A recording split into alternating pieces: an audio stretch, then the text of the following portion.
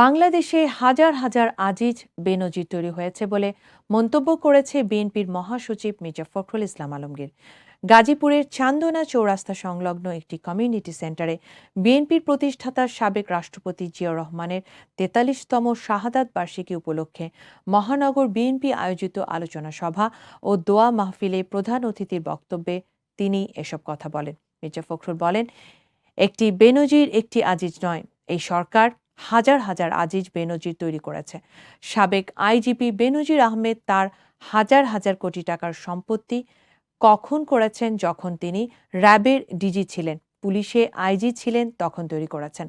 যার বেতন সব মিলিয়ে কয়েক কোটি টাকার বেশি হয় না, সেই লোকের এখন দেখা যাচ্ছে হাজার হাজার কোটি টাকার সম্পদ।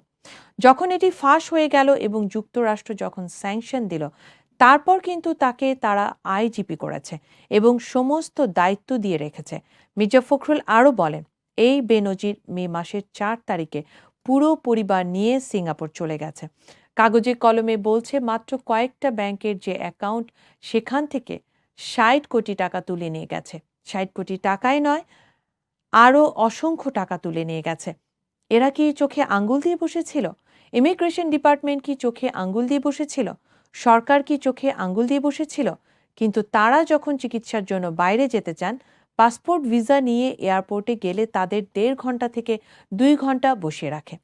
আর বেনজিরকে জামাই আদর করে সিঙ্গাপুর এয়ারলাইন্সে তুলে দিয়েছে, সে যেন দেশ থেকে বেরিয়ে যেতে পারে।